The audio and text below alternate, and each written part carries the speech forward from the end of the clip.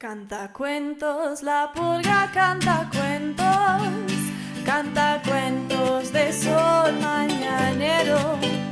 Canta cuentos, la pulga sebastiana, canta cuentos de bestias extrañas. Canta cuentos, la pulga sebastiana, canta cuentos de naciones lejanas. Canta cuentos de moscas voladas. La la la la la la la.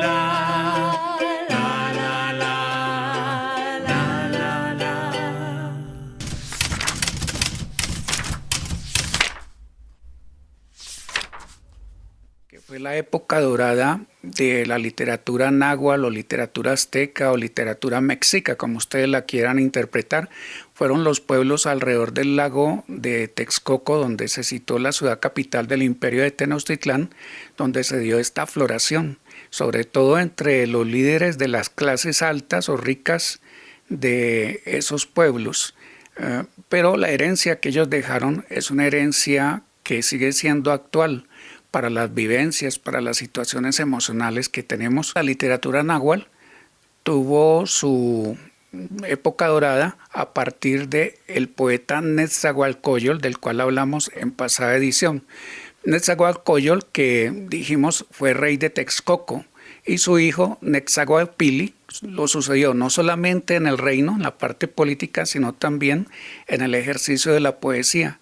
Y un último rey de Texcoco, que fue el rey Cacama, que gobernó de 1515 a 1520 y fue asesinado por los españoles, fue el tercer rey en forma consecutiva que también se destacó como poeta.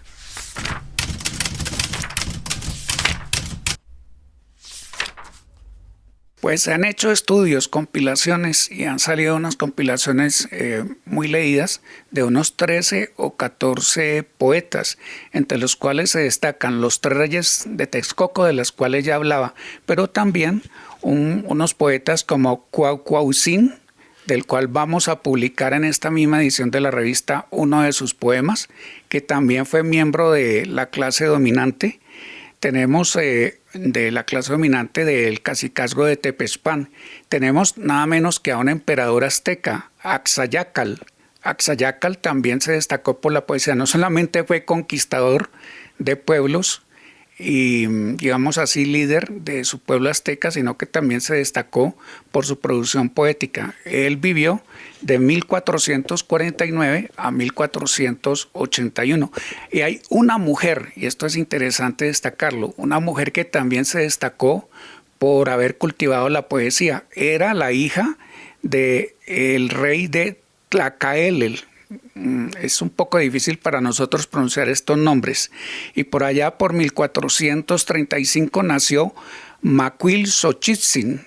Macuilxochitzin, siguiendo el ejemplo de su padre, cultivó la poesía, y de ella lamentablemente solo ha quedado un solo poema, un poema dedicado a la guerra y a las hazañas de su padre, el guerrero Tlacaelel.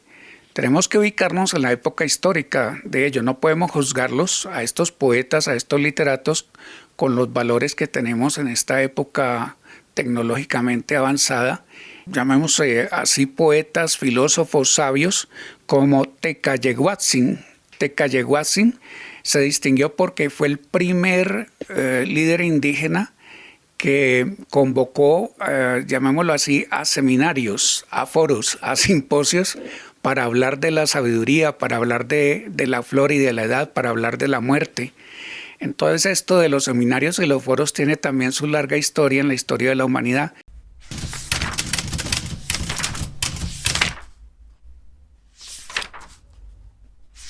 Nos estamos perdiendo de una visión de la vida profunda que plantea los mismos problemas que ha planteado la filosofía occidental, pero en términos más dulces, más melancólicos, donde se mezcla la nostalgia con la alegría o la felicidad por estar vivos y la nostalgia porque esa vida se va a perder de todas maneras. Es una especie de existencialismo dulce el que nos transmiten estos poetas, una especie de investigación sobre qué es la vida, qué es la muerte, pero hecha de una manera desprevenida, sin esa carga de conflictividades emocionales que a veces tienen los poetas occidentales cuando están hablando de nuestro problema principal, que es la vida, que es la muerte, a qué estamos destinados después de la muerte.